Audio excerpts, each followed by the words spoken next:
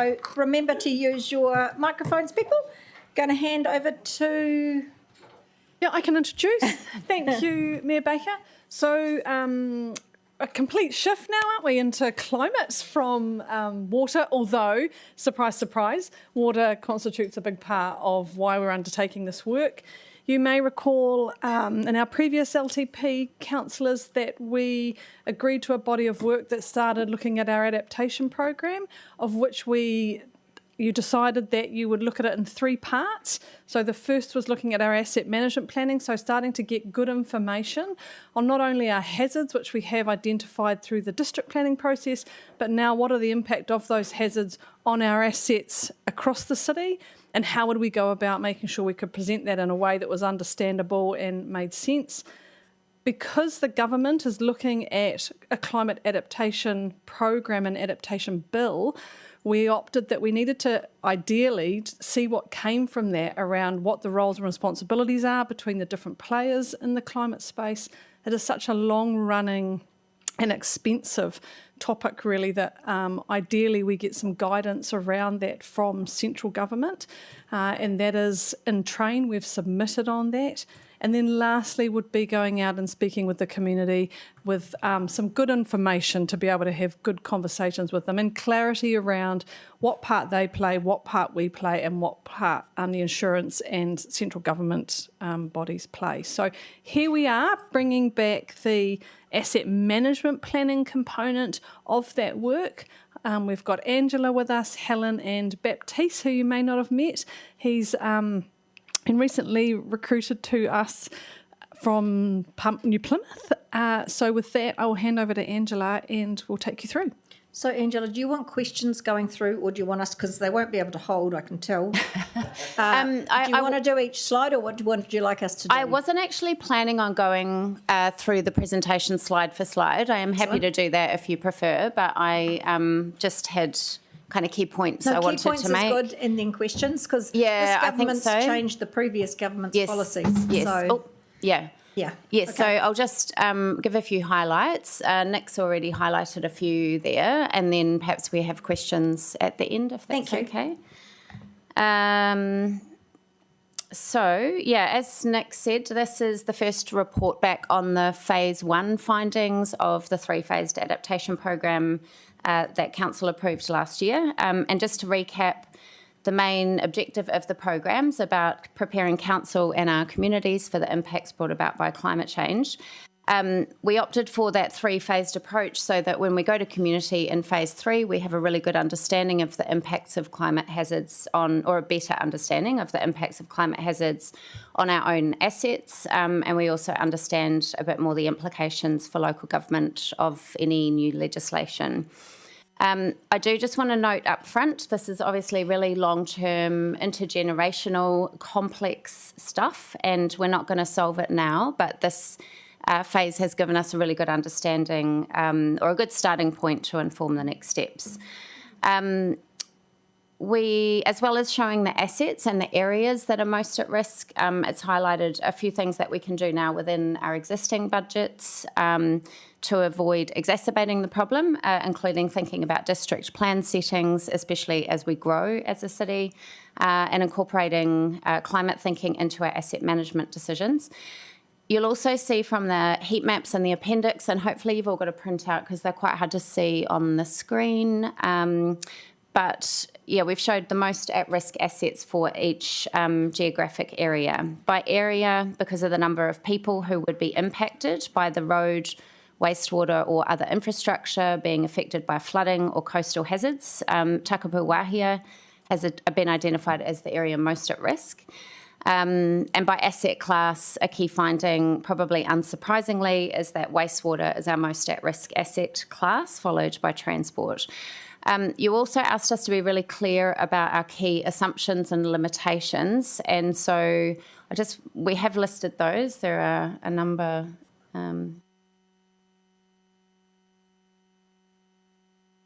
Which you probably can't read on there either. I certainly can't. But just to draw your attention to two, we've used existing hazard information in our district plan for this work, so we haven't commissioned any new pieces of or any new assessments. We've only focused on council's own assets, so we haven't looked at things like, looked in detail at things like the State Highway, Kiwi Rail, or other Lifelines assets. There is a lot of information and work that sits behind this. We've worked with asset managers across council and Wellington Water to look at the financial, cultural, social and environmental implications of various adaptation options for the highest risk assets. But we have provided one example from Takapu Wahia about what that might look like to run through that adaptation approach. We've offered 3 options for next steps. We are recommending that piloting a community engagement approach is the recommended next step, and if that is your preference, we'd come back to you with a proposal on that. But we have also drafted some principles or questions for you to consider when thinking about which areas we might prioritise for adaptation planning, and we're keen to hear your views on where we might start with that. So happy to take questions. Thank you. Can I just ask, with our hazards, we don't have up-to-date maps for Pawahatanui and balance of Whitby. They haven't been done yet, those maps, those flood maps. So how can we make assumptions about that community? So in terms of the Wellington Water models, for those 2 catchments, I've got a meeting with Wellington Water tomorrow actually to firm up some timeframes, but it looks like there's quite a long process to go from the modelling, and it gets peer reviewed, etc. And so we're nearly at the stage in the next month, I would say, to go out to community on the Whitby, Duck Creek and the Aotea ones to just ground truth them and them to make sure that what the model and the peer-reviewed model is the same as what the community are experiencing. So we're kind of nearly at that stage for those areas. So are you saying the mapping has been done, it's just not public for that? No, I'm saying the modelling has been done, and the modelling is just being peer-reviewed at the moment, and then they run the map. And then when they run that map, which shows us the information, we then go to the community to ground truth that information. Then if the community says no, that floods there, it doesn't flood there, they change the map, and that's when we get it put into the district plan. You didn't name Pawahatanui, the basin, because that was in front of Whitby. What's happened to that? That should have been in front of the Whitby one. And the residents have been told it is. Could you find out? You can, not putting you on the spot now, but can you just check, please? Yes, I can check, sure, and I will come back to you. Okay, Mike, then Izzy. Yeah, thanks for this. It's a great report. What surprised me is we're talking about climate change, but we've just focused on flooding and coastal hazards. We haven't looked at wildfires, and there are a lot of areas around our city that would be susceptible to wildfires, Whitireia, Pukera Bay. There's a lot of those areas. I wonder why we didn't cover that at all. We were using information that already exists, and we don't have that mapping at the moment. We can think about whether to incorporate it. Also, if we look at the regional impact assessment that was carried out and launched last year, the biggest risks for this area are from coastal hazards and flooding.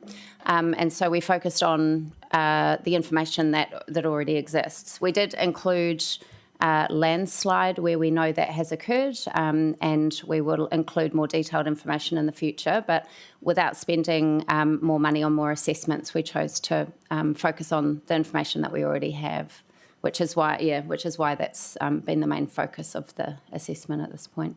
Izzy?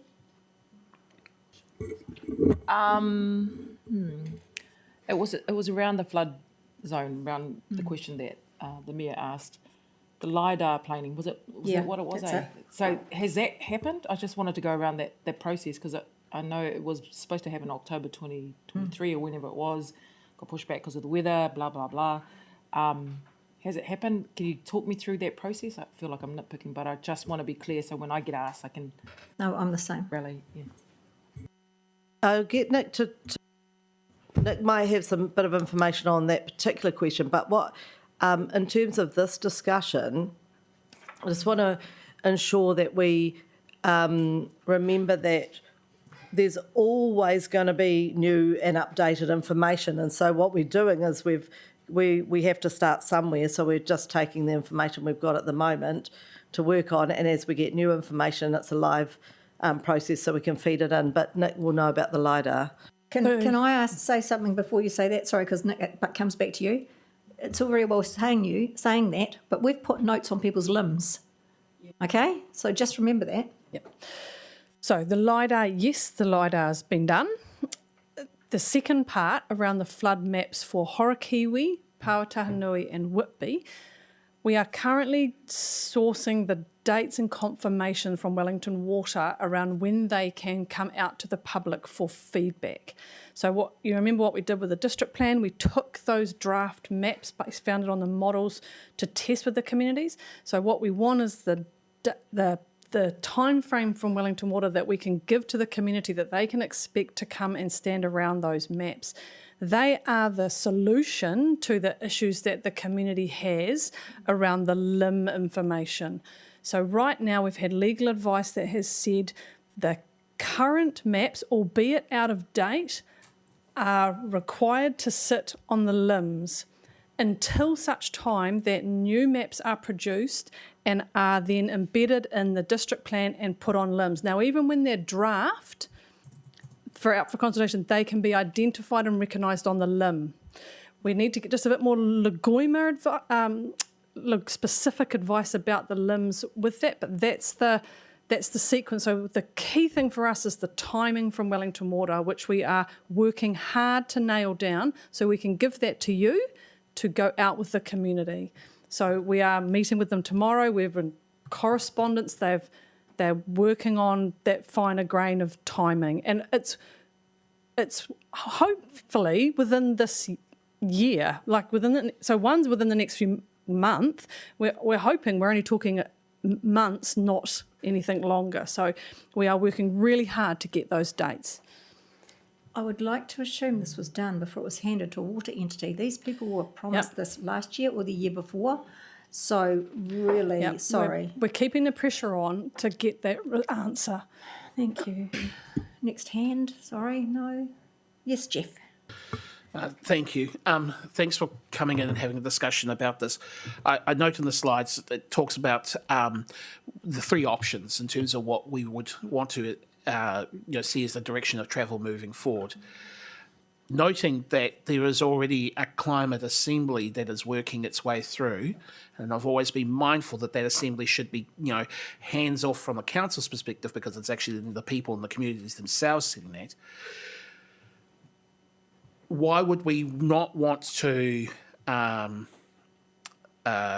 proceed ahead with option 3 as opposed to option 2 and waiting for central government to come in, considering that the Assembly is going to report back and more likely going to report back before the end of this term? Is there a reason why we would hold off from doing option 3 that I haven't ascertained yet? Can you get some clarity on that? Well, our recommendation is moving to option 3, community engagement.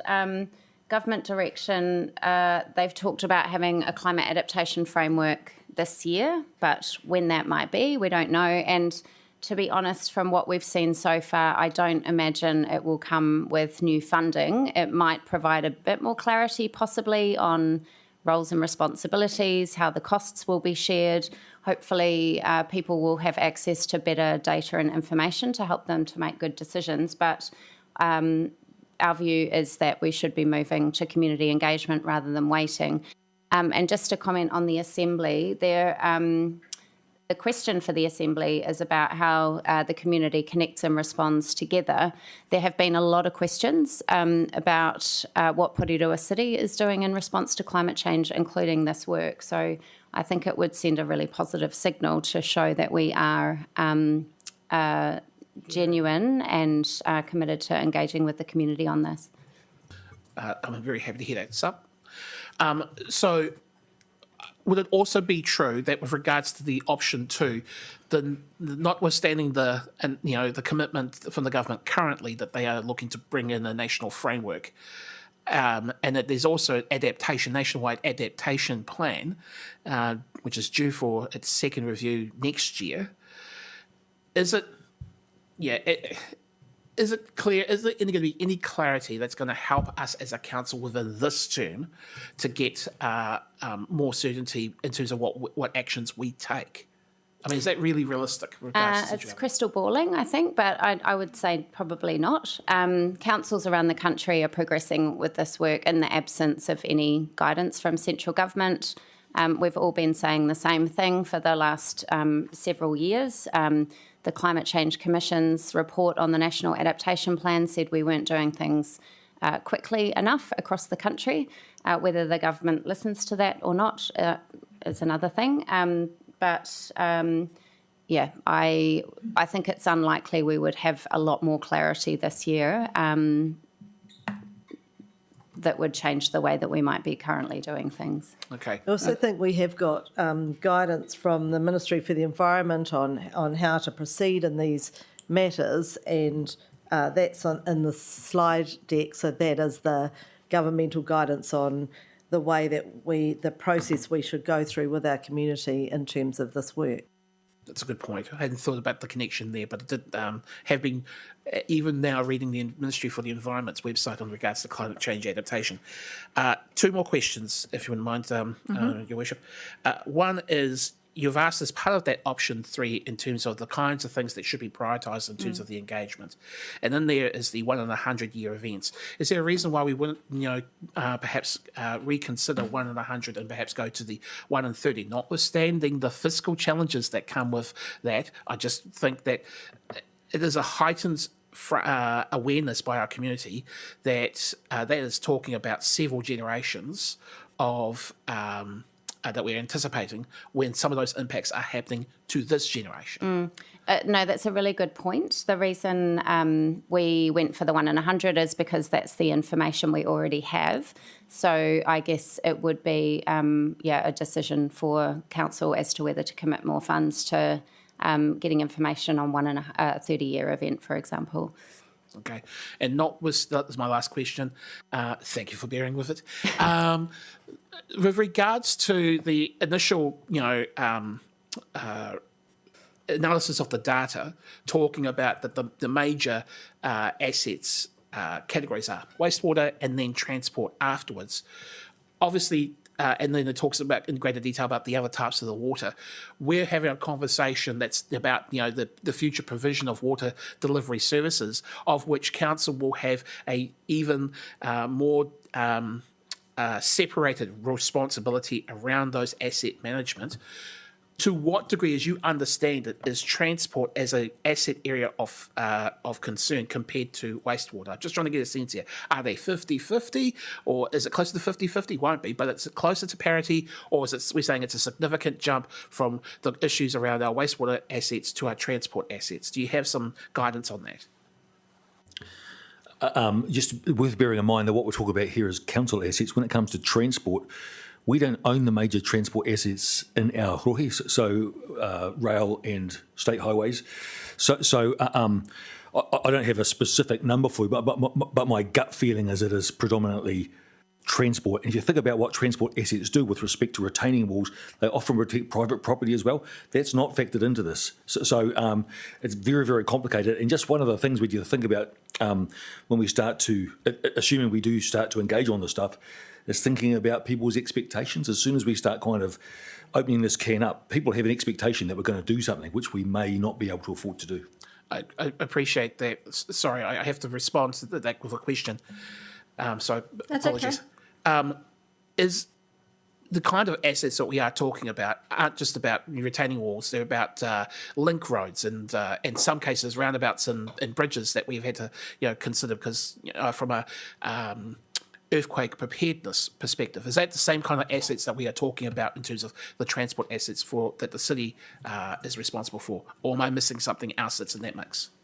No, those are the kinds of assets that we're talking about, yes, correct. Okay. Yeah. All right. I think key to also mention and think about is that our lifeline assets for our community, often, electricity and all sorts of things are in that transport corridor. So that is key. I'll hold off here. I've got a comment, but I won't jump in there. Josh. Yeah, thank you. Just further to this discussion around the options of potentially going down the community engagement route, and I just wanted to voice my very strong support for that. And I think I just wanted to, I'm looking at I think it's the next slide that has the breakdown of options 1, 2, and 3. Oh, sorry, the previous slide, not the next slide. My bad. And a couple of things I really want to draw attention to here. In terms of option 2 around waiting for government direction, obviously there'll be delay there. And speaking frankly, we spent a lot of time waiting for government direction under the previous government. We've spent a lot of time waiting for government direction under the current government. I suspect if we keep waiting, we'll end up in a situation where we're just doing the same thing again. And speaking to that point that's highlighted in the cons, I've got absolutely no faith that whatever the government comes out with is going to have any funding attached to it. That therefore, what would we actually gain by waiting? Maybe we'd get a clearer idea of a more national focused approach. But to be honest, when it comes to adaptation, these are decisions that need to be made by communities for communities. And I think best practice for this sort of work is to engage with those communities, find out what they want and need, and then work with them to determine, okay, how can we best enable that? We are adjourning. Yes, we are adjourning the meeting. We have a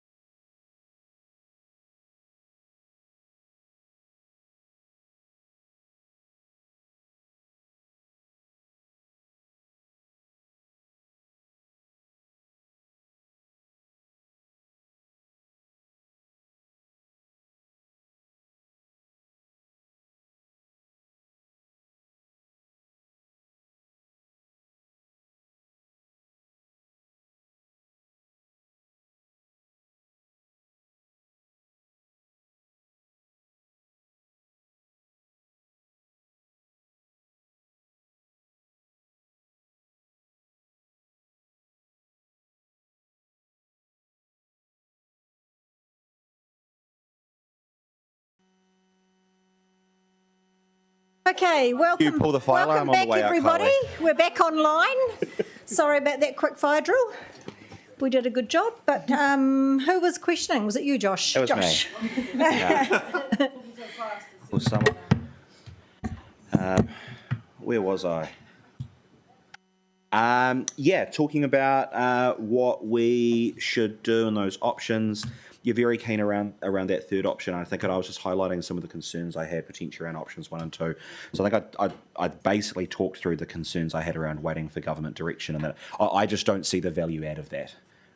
If there was more that we wanted to do on our end potentially, but I think if we're waiting for government, we're just going to be waiting forever. We want to make these decisions as close to home as possible. And I think that the potential con highlighted under option 1 around the reputational risk of progressing further without engaging in the community is a very real one. It would be a whole lot of wasted work if we did a bunch of stuff around how we said, well, we think this is what we should do, and then we went out to the community and they said, actually, that's not going to work for us. And in which case, all we've done in that situation has lost time. I also think as well that given the fact that there is this climate assembly that is ongoing at the moment, that the most appropriate position for us to take actually is to support the work of that assembly, and that going ahead with community engagement and option 3, I believe, would be the best way to do that. And to show to our community as well that we are actually serious about doing something. You know, it's really good that in the last long-term plan we set a direction about these are the things we want to do. We acknowledged at the time that we were probably a little bit behind other councils at that time in terms of having begun this work. We have now begun it, and I think we should really be looking to plough ahead as much as possible and actually showing a little bit of leadership in this space. Not only is it a good thing, I think it's something that our community wants from us. And the consistent position that I've always taken around these things and whether or not we should be, trying to get out ahead and leading on these things as opposed to waiting for other people to act first, is if you think about the profile of whatever council it is that's going to be that, acts first in these areas and does things without waiting for others. Porirua is a city, we are super coastal, 2 harbours, we're all around the water. Demographically, I think we're on average one of, if not the youngest cities in terms of the profile of people that live here in the country. We've got a large Pacific Island population who have a very strong interest in climate adaptation as well, both because of their communities in New Zealand and in the islands too. And if you have a city with that profile that's not willing to lead on this stuff, then speaking frankly, who the hell's going to lead on this stuff? So I'm really excited by this. I think it's really good, and I very much strongly support option 3. Thank you. I'm supporting option 3 as well, but I'm wondering how on earth we would do this before the election period at the beginning of July, because we're going out now with our annual plan, and we have hearings and everything all the way. So how on earth would we do this in time before we were allowed to say anything? I'll be honest, I think it's a struggle, even though I want to do it. I'm not sure that's a you question or it's a Wendy question or... I mean, it's a good question. Yeah. I think just to clarify with the community engagement, we'd probably be suggesting that we start with a kind of light touch approach. It's about raising awareness of the issues.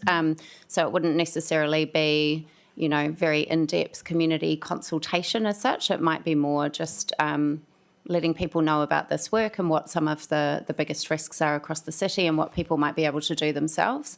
Once we get the climate assemblies, question. Okay. Yep, Jeff. Thank you, Your Worship. I'll take some comments now in terms of what feedback from this presentation. Some of it will marry up with what has been said by Councillor Trillin already. The phrase community for communities is, I think, a vital one in terms of getting a strong mandate from communities, from hapori katoa, in regards to the value of the assets that we are responsible for. So I said before that I think our position, certainly as elected representatives, should be that we don't play politics with this. The communities themselves are the actual mechanism of this. Supporting it or not supporting it can always construe the potential for us to bias the process, and that's what I'm really mindful of when we say communities for communities. Our mere presence in some of these things could also complicate whether or not this is actually about the community or it's just said so that they can either use it as a mechanism just to have a go at the councillors. I want to actually be about the issue And I want the communities to know that this was what they came up with, not the other way around. It just addresses the issue that Councillor Trillin raised before. I do agree with the officer's suggestion of continuing to work with them in good faith. I think that's the appropriate way to address the Assembly's work that's been fed into here. I understand that you will have to be delicate in terms of not just managing expectations, though I have my own concerns about what is an expectation to one is not necessarily an expectation to another. But that, again, highlighting these issues and removing barriers to participation by the community in terms of addressing these issues is vital, and I think the Assembly is already doing that mahi already. The Mayor has raised a really important point, which is that I think come July, as councillors, especially those who are running for office, will feel reluctant to talk about anything because it's actually related to council business. They may want to get some benefit of what they are hearing from the community in terms of whatever is going to happen on the hustings for each of the candidates for office. But I think, I resonate with the Mayor's point here that we're going to have very little that we can actually show for in terms of the community consultation at this space. So let's us first do no harm in that regard. I strongly reinforce the point about going slow or waiting for central government. I share the sentiment of Councillor Trillin as well. I am sick and tired of waiting.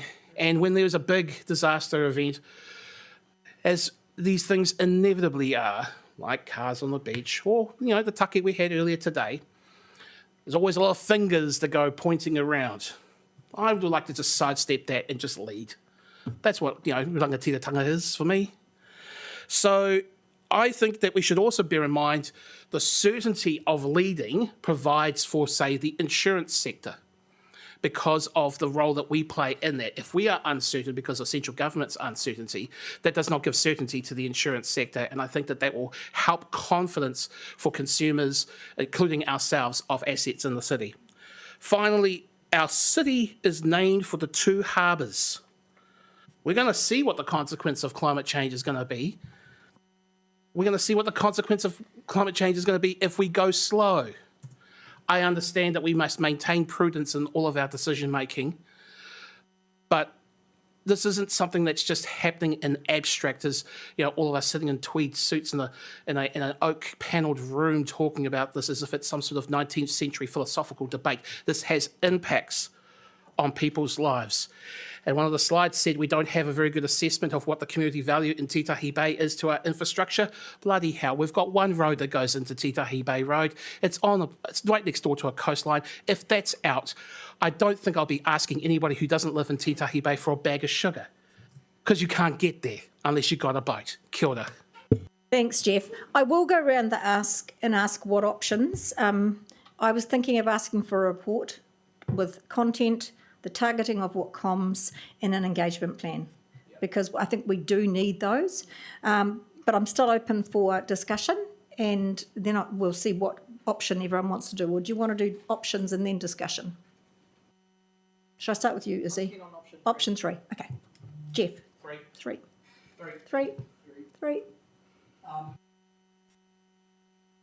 Can you put your mic on for Kylie? Nobody else did. Yeah. So 3. Kylie, all of us were 3 so far. But it's got to be 1 is important, because I think when you're doing 3, people are going to ask, how much is this going to cost? And we don't have clarity around that, and I don't think we can have any real clarity around it. So we just have to be a little bit careful about, how we do that and how we engage on that matter. And the other point I'd like to make is we're talking here about Porirua City Council assets. How does that interact with, because as a ratepayer, I'm concerned about my home primarily, right? That the rest of it's our problem. So how do we deal with that balancing our assets, which is what this is all about, protecting our assets? That's all. No, you can answer it. You can try to answer it. I mean, the assets are there to service those properties and the people that live in them. And so any conversation about next steps around what we do with the assets, I mean, this has all been about getting an understanding of what the problem is. The next step, understanding what we do about it, absolutely needs to engage the community, because those assets wouldn't be there without the community and vice versa.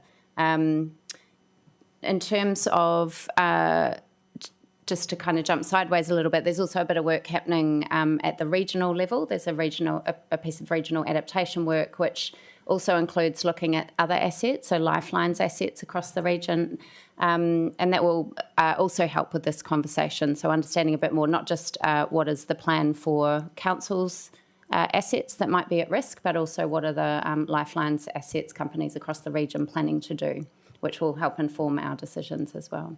Can I add Yes, to no, that? Sorry. yep. So, and just to add to that, Ross, in terms of your question, there is a public-private good, and the asset protection will contribute towards the public good.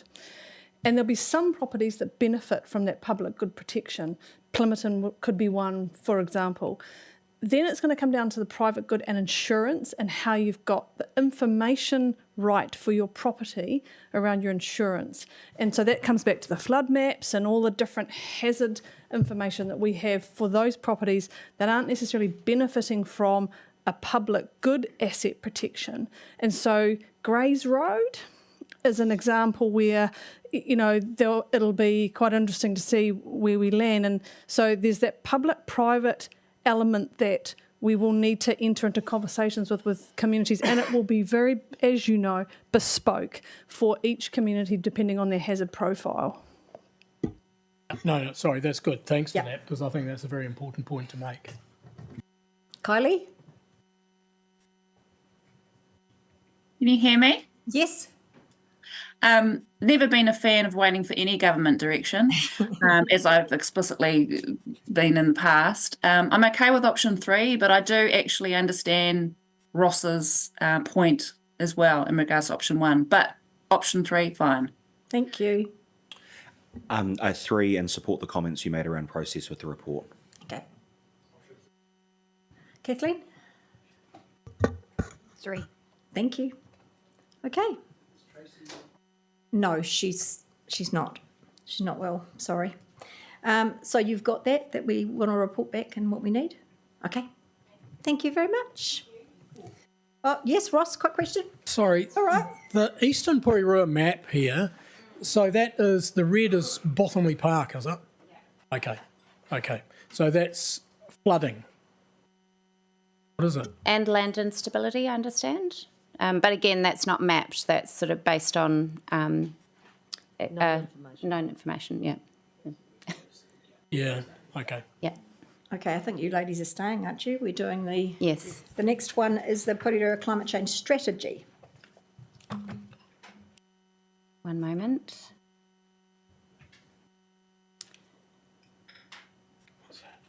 So again, I wasn't... Oh, have you got the... Oh. Thank you. Again, I wasn't going to go through the presentation itself, but just to highlight, this is letting you know about our intentions with the climate change strategy refresh. So the current strategy, Rautaki o Te Ao Huri Huri, is Porirua City's first climate change strategy. We consulted on it with the community in 2020. It covers the years 21 to 24, and so obviously it's now due for an update. It supports our strategic priority, building towards a low-carbon city and proactively addressing the challenges of climate change. And the work program that sat at the back of the strategy was acknowledged at the time to be quite ambitious, and we have achieved some of that work program, but not all of it, which is why we're proposing or planning a refresh rather than a rewrite, which would have involved community consultation. You can see the detail of the progress against our current strategy in the summary document attached to the paper. The context and what we know about climate change also needs to be updated as it's changed in the last 5 years. So we plan to update the strategy to reflect that. And we also feel that the timing is good because the Porirua Assembly on Climate is currently meeting, as we've already talked about. This is a group of people who've been selected to be representative of the diversity of Porirua. And there's an opportunity to incorporate relevant actions that they might come up with and include in the climate change strategy as agreed by Council. And then the intention would be to bring the proposed strategy back to you for approval in June, and if needed, have a placeholder if the Assembly actions haven't yet been agreed. Thank you. Anyone wanting to speak to this? Jeff? Kia ora anō. Thank you again for bringing this forward. To make it clear, I'm happy with the direction of travel on a refresh. I just want to check, in terms of the current thinking around that refresh, are there any elements of the existing Te Ao Hurihuri mitigation or adaptation work streams that would be proposed to be removed entirely as part of that refresh? I just want to be clear here that we're not narrowing scope on anything that we have already started down the pathway on. No, we haven't removed. We're not planning on removing anything. The plan is to look at the things that we haven't achieved yet and decide if they're still fit for purpose, if they still make sense given the change in context in the last 5 years. And it will come back to council to approve or have comments for changes. Okay. So in regards to the preparatory work that you're going to be receiving and working with, obviously, with community and Ngāti Toa, is there scope with officers to also being mindful of the regional component here, especially with some of these big mitigation strategies are going to require cooperation?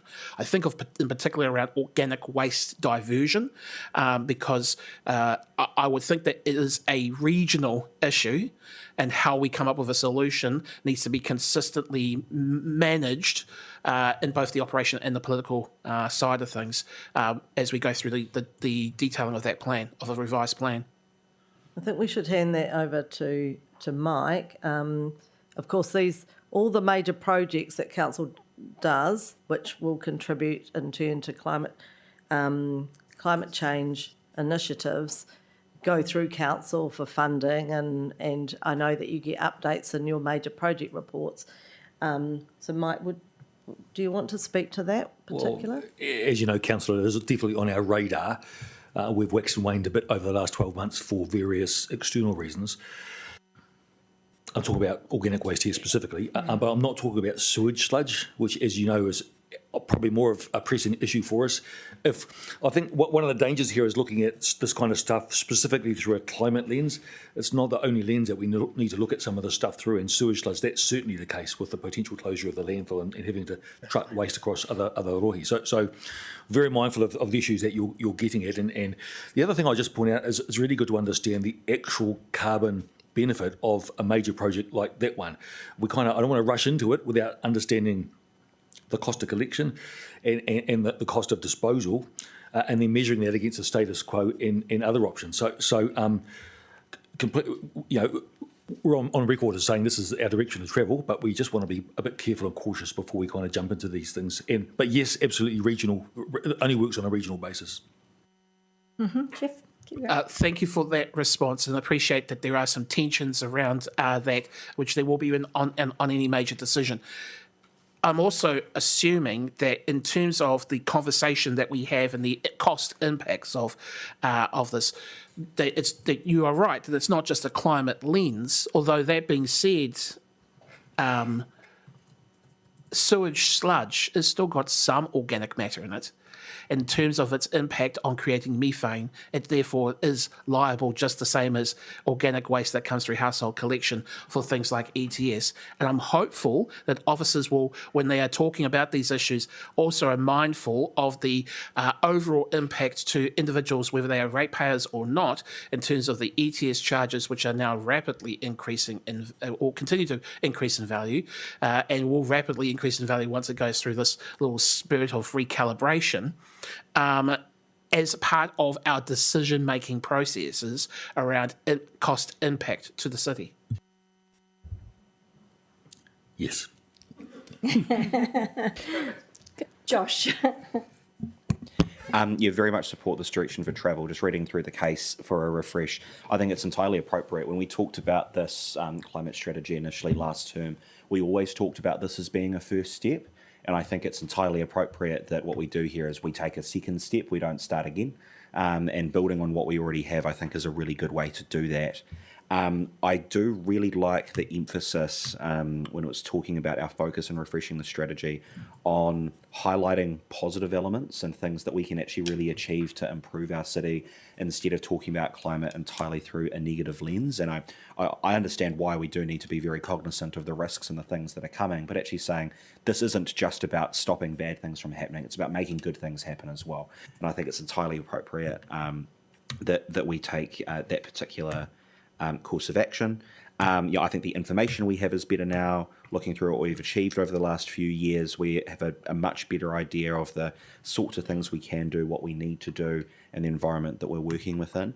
So I just wanted to say I think this is fantastic. Thank you very much for the work that you've done on this. It's exactly what I want to see happening.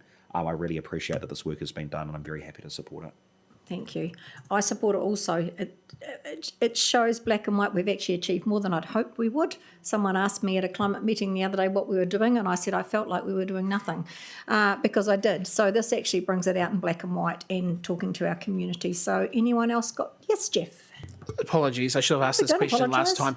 Is it possible for officers, as part of the refresh, to consider Te Ao Huri Huri is a very good name for our existing policy, but if we are wanting to be very clear about the next steps in taking this forward, would officers be comfortable talking to Ngāti Toa about using the word upane? It's a word that has a very strong significance to Ngāti Toa. They will look at that. And I would think that might be the kind of language that sets a tone for what the next steps are. Kia ora. Yep. So can I just add, we are bringing you a status report on the strategic priority of climate before we'll be bringing back the refresh document. So you will also see how are we tracking overall as an organisation on the strategic direction, which will inform part of the strategy as well. So you will still get more information about what we have achieved and haven't achieved in the wider, broader sense for the overall direction for the organisation. So just so you know, that's coming, might be early May or late March, because we haven't got a lot of space in April. So that will be coming as well. Thank you. Anyone else like to speak? No? Everyone's happy. All right, thank you very much. We'll move to our next workshop item. Thank you to the staff. That was awesome. Next one, knowing your pipes. And water leak update. So, Jeff. Oh, sorry, Mike. Sorry. Excellent. Sorry. Two parts to this brief, councillors. And while we're quite specific, they're talking about two quite different things, although the processes are similar. So the first thing that Jess is going to speak with you about is private wastewater leaks. Now, the harbour accord that we keep talking about, this is a key component of where we want to be with respect to the harbour accord. I think, you know, that we're spending about $200 million on our own stormwater and wastewater system in an effort to keep our tūtai out of the harbour. Well, now we're at the point where we understand which leaks are on the public side and which ones are on the private side. So Jess is going to talk to you about the private side sewage leaks and us being a bit more assertive around how we're going to deal with it. Can I just say, I put a plug for Wellington Water here. So Wellington Water does this work in-house. Their own staff climb into our manholes and into our sewers and handle it. They sort this stuff out, right? So they do it themselves. You've had them in here. They're a great bunch of people who do dirty work. And as I think Mayor Baker said before, it's really important, I think, that we kind of shout out and acknowledge those people who do a fantastic job on our behalf and have got nothing to do with the stuff we talked about earlier today. Yeah. In the second part of what Jess is going to talk about is private water leaks. I can tell you that in the last month, water leaks have just about doubled. In you might have noticed, have just about doubled. In fact, they have more than doubled in the city.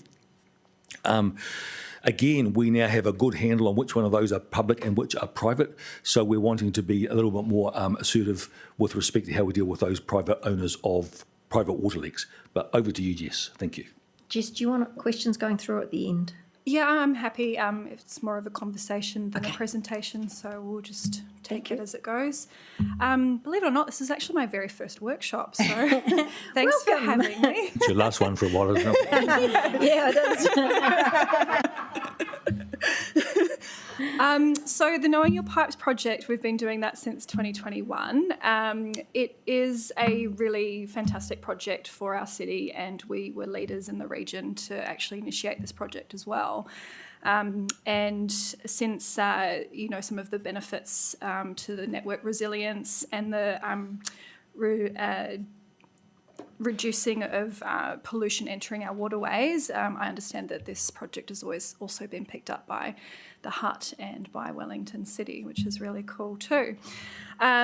So this was just an opportunity to come and present to you all because, as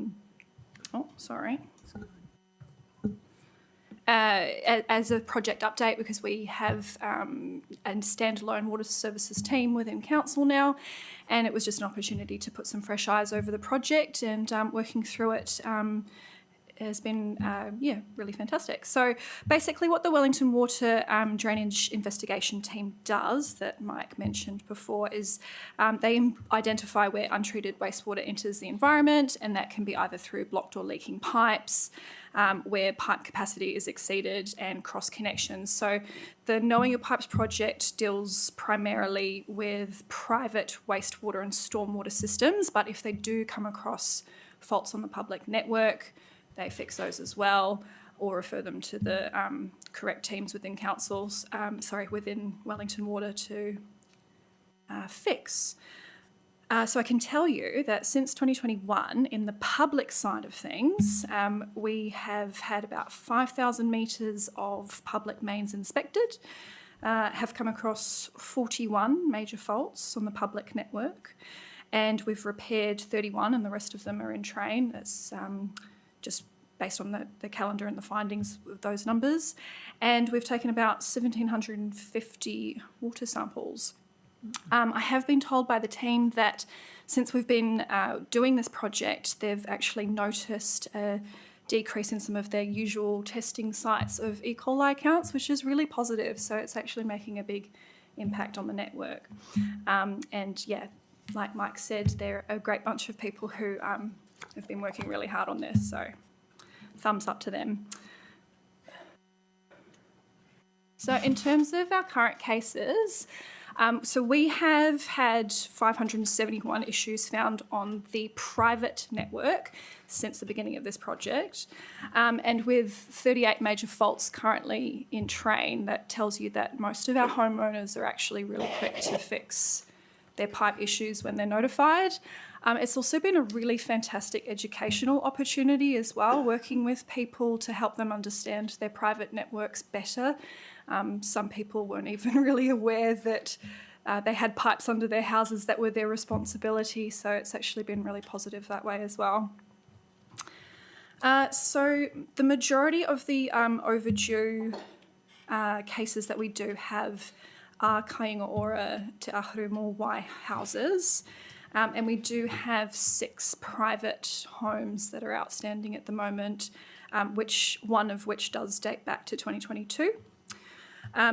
Since re-looking at the project, we've been working with Te Ahurumo Wai and Kaingaora much more closely to help them understand what properties have been found with faults, better communicate with them. We've actually built a really strong relationship with them, and really positively, every single one of the works that have been outstanding on my list are now scheduled, which is brilliant. So they will all be fixed this year. Even those 2 overdue ones, those 2 old ones? Correct. Congratulations. Yes, so that's really positive.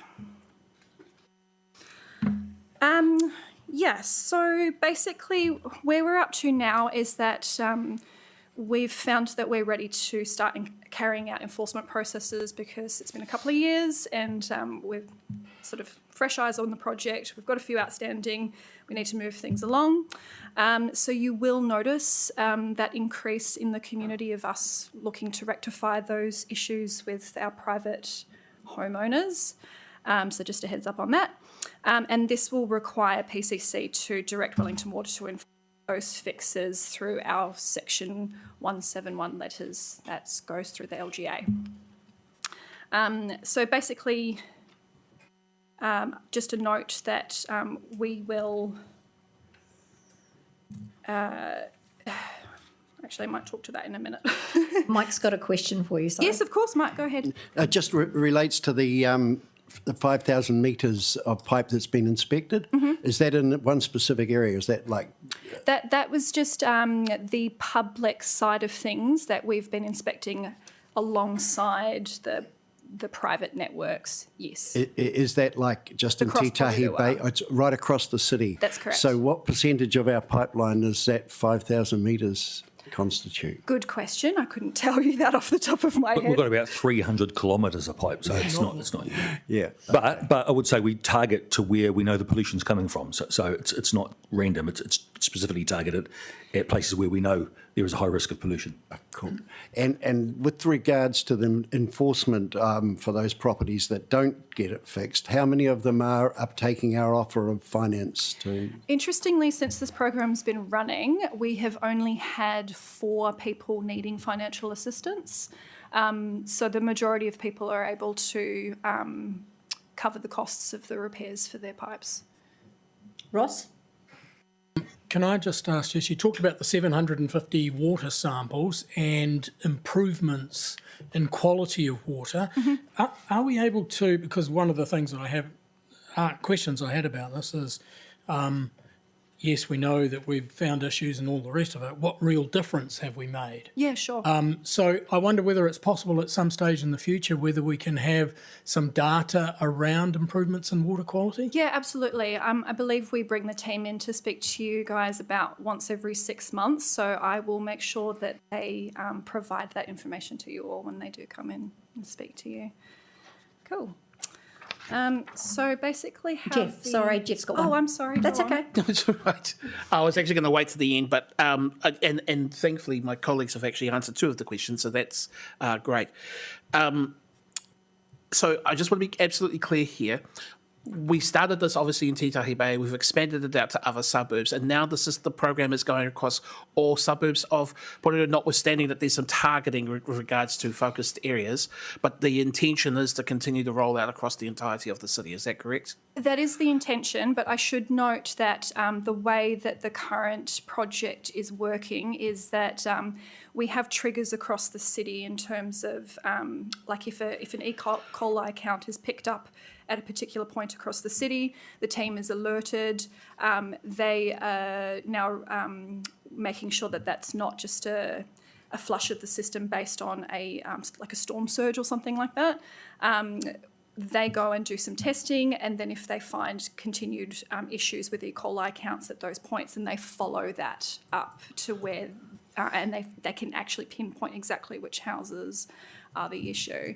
So yes, it's citywide, but it's at the moment more focused on the targeted E. coli counts that are popping up. So we're still seeing the majority of cases popping up in Titahi Bay, but we are starting to see some others roll out across the other parts of the city. It sounds as though that, there will be, if I've understood you correctly, bouncing back to certain communities, even though we've gone through this process, because obviously, network breaks just because you checked it yesterday doesn't mean it doesn't break today. Exactly. And I assume, therefore, that it sounds like a flying squad, so to speak, for people, or a flying shit squad or something like that, with regards to this work as well. So the other question I had is, what are the number of public network repairs that have been identified as a consequence of the inspection done under Know Your Pipes? Public network faults were 41 that have been identified. That's the entirety of the program. That's correct. Okay.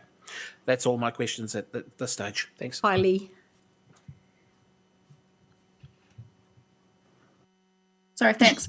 I'm just in regards to KO. Yep. I just wanted to know how easy it is in the process of actually getting some type of communication and or commitment from them. And the reason why I asked that is because there were a few people who in the community who sometimes know that there's a specific issue coming from a KO property, and it seems to be taking a lot longer to sort out with the property owner as opposed to the work's being done than usual. Are you able to just comment on that?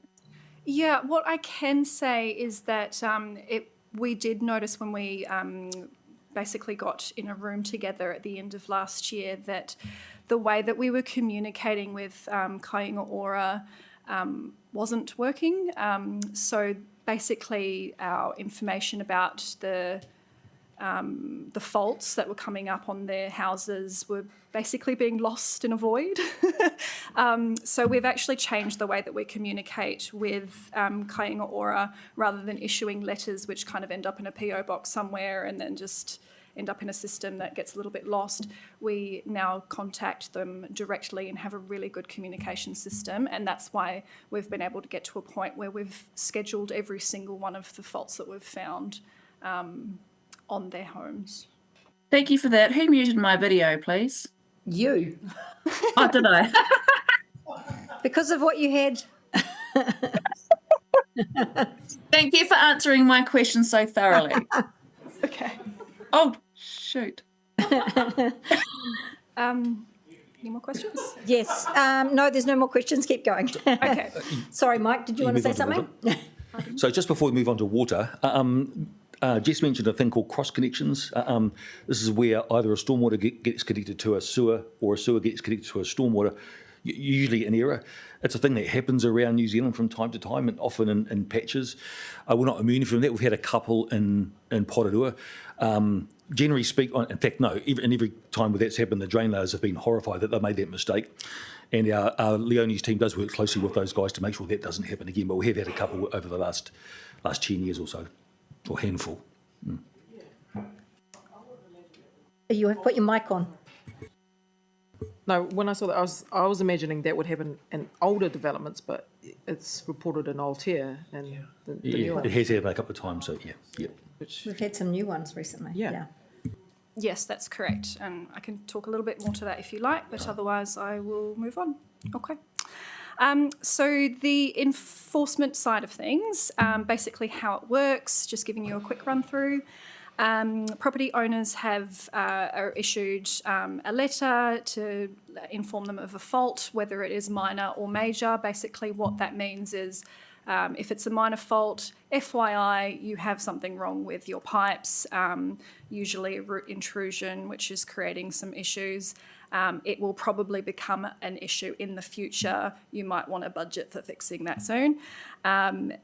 Major faults are you need to fix now. So with the major faults you need to fix now, owners are given 90 days to respond to Wellington Water's request for repairs before the notice is sent from us. Question, did we set the 90 days or Wellington Water? Because that's a long time to have a major fault. Yeah, it is. The reason why it was set out that way is this has all gone through a legal process. So we actually have to carry out a particular timing process with the way that we issue the first letter and then the reminders, et cetera, et cetera. So it does seem rather lengthy, but there you are. So the Section 459 notice that we give homeowners is issued on day 90 if we don't hear from the homeowners, and then they are given a further 56 days to carry out repairs with a reminder within that period of time.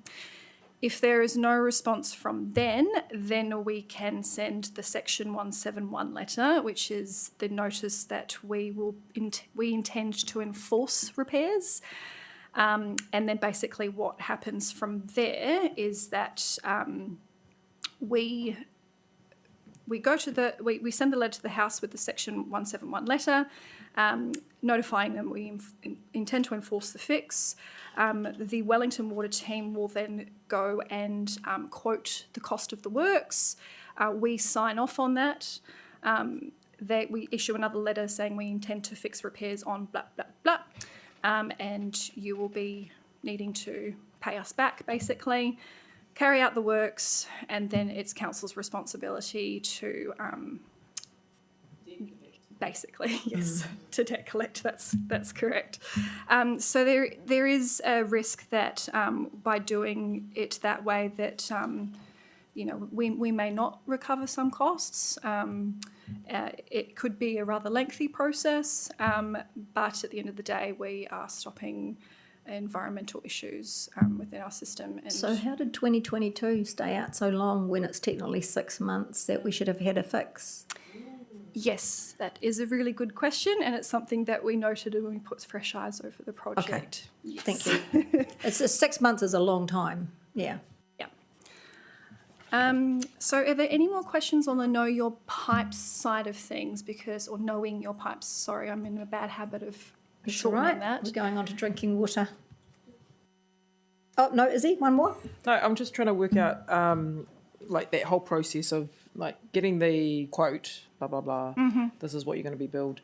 Did we ever discuss putting it on their rates bill? I feel like we did. There's a financial, they can apply. Okay. Yes. No, Right, right. that Not we are rates. unable to do it. So we were keen on that idea originally. And then there was a case in Auckland, as I recall, that found against Auckland Council. Okay. And you Right. have to be a financial institution and go through sort of quite elaborate credit checks, etc. So it's kind of meant that councils have had to back out of a lot of those because there were examples of that all over the country. So we can decollect, but We did originally want to do that. Jeff? I understand that central government is still looking at changes to CCCFA so that councils would not be pulled into that space as part of the challenges in developing a scheme like that. Do we have any additional update from central government on that? No, but it's been a long time reviewing. School lunches are more important, it seems. Okay, so private drinking water leaks. I do try to use the term leaks for drinking water and faults for wastewater, stormwater, so I don't get confused myself. So yeah, indeed. So basically, we are just here today to tell you about the toolbox we can use for the private network when faults are not fixed, in a nutshell. So this is the most recent data we received from Wellington Water about their drinking water issues. So as you can see there, the public leaks backlog, private and overall. It's just worth noting that the region's drinking water network is really old too, like the rest of our networks. And the reason why we are noticing an uptick with the private network faults that are coming to our attention is because we are still really focused on doing the priority is still the public network, but we're at a point now where we're able to turn our minds to the private network. So that's why we're seeing more. A lot of homeowners like the Knowing Your Pipes are quite responsive in attending to their issues, but there have been some quite complex cases which can result in a resistance to fix, or simply there's just no communication with homeowners in some instances. So that's why it's important to talk about sort of what tools we have in our box to explore to enable those fixes to happen. Thank you. I've got Mike, then Jeff. Yeah, thanks. Look, it's, we're pretty much up with our own public network. We're more concentrating on the private. I've been reporting a leak in Onipoto for quite some time now, and it's in the middle of a road. The road is actually spongy to walk on, and it's just running water from it. And I look at what's happening over in Whitby with that whole bank sliding down, and I can see the same thing going to happen with this, and it's a recipe for disaster, but nothing gets done about it. Mike, can you send the detail through and we'll follow up exactly where each of those Been are at? through a few times. Yes, I followed up with Saunders this morning. Yeah. Thank you for raising that to our attention. Jeff was next, sorry. Sorry, no, go on. Thank you for this data set with regards to the private and public network with regards to water leaks. Can I just get confirmation that private leaks, are they being fixed by Wellington Water or are they being fixed by an external contractor?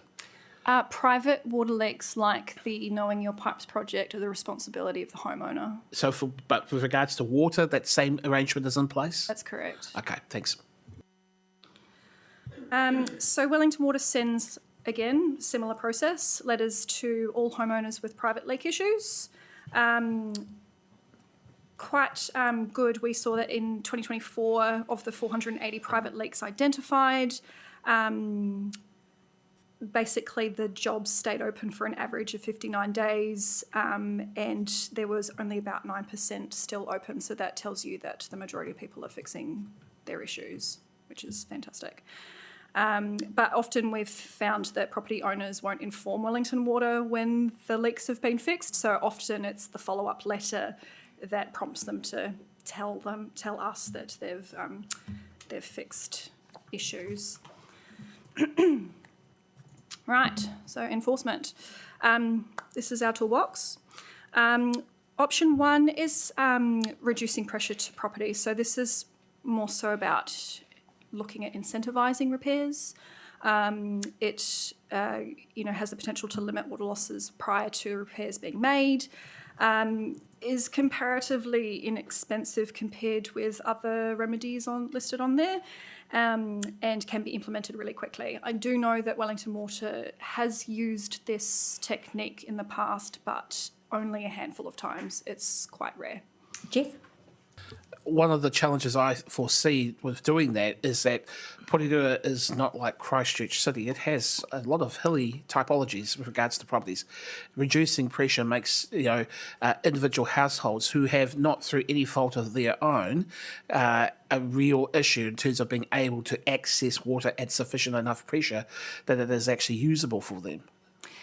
Under the Act that we are able to reduce pressure, we need to make sure that there is a healthy standard of water supplied to each household.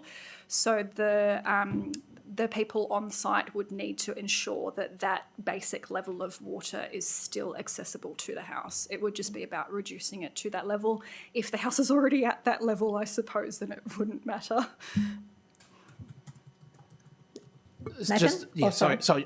I'm just trying to understand the rationale behind that, because if some neighbourhoods, for instance, I think up in the back of Rangituhi, they have relatively low pressure on their taps as it is. If there was a reduction in the pressure overall for that community, it may impact them because we're talking about lowering for those people at the very tippy top of the network. I just wanted to make sure that I'm not misunderstanding the logic here. They're not lowering the whole subdivision, the one house. Just the one house. Is what you're talking. Yes, it's an individual just house. The one house. Okay, that makes more sense. Thank Apologies goodness. if that was unclear. Okay, thanks. That's okay. Nathan? It was just going to be my question around what level can we control the water pressure, and we've got it at each house. Yes, we can reduce at each house. There's a gadget called a limiter, I think. So there's a bit of effort required, and it's not free, but and it needs to be on a case by case basis with a fair bit of judgment put into each one. But yes, it can be done on a per property basis. And I should note that all of these options are all case by case basis. So the other tools in our box are similar to the Knowing Your Pipes procedure, where we repair issues and then recover costs. So we'll have the similar issues to the Knowing Your Pipes if we did that, particularly around potential debt collection, etc. So the injunction side of things, it requires court intervention. So it's got associated costs to that. And the prosecution side, it's just worth noting that a successful prosecution may act as a deterrent if issues arise again in the future. It is likely to be expensive. Max fines available are only about $5,000. So it's the legal advice was that was probably a last resort option if we were wanting to use that in our toolbox. So I guess in a nutshell, the pros is the just having the ability to utilise all these options on the case-by-case basis. more likely to see faults repaired on time, minimise our water loss for the region, which is really important. Con being the use of legal assistance is likely to increase as we have these tools in our toolbox, and therefore costs related to fixing issues. And Okay. that's it from me. Okay, I've got Jeff, then Mike. Can I just confirm as well that with regards to water loss and the repairing of leaks, we would still have a financial assistance program offering similar to what we have for Know Your Pipes for those private properties that have been that have got affected pipes leaks? We don't actually have that system set up at the moment for private water leaks. It could be something that we may be able to explore. But no, it's not in the current schedule of works. Okay, thanks. Mike? Are all these private leaks residential or are any of them commercial? That is a really good question. I don't have that information in front of me, but I can find out for you and provide a breakdown afterwards. Okay, any other questions? Can I just make a point, Yes, please? Mike. I just want to make the point that we're really sensitive. It's all very well us rushing off and taking enforcement action, but actually the biggest leakers and faulters are actually us through our own network. So we're very sensitive to that, and we think about that deeply as we go through this kind of stuff and each time we take enforcement action. Okay, thank you very much, ladies. That was brilliant. Thank you. Okay, we are going offline now.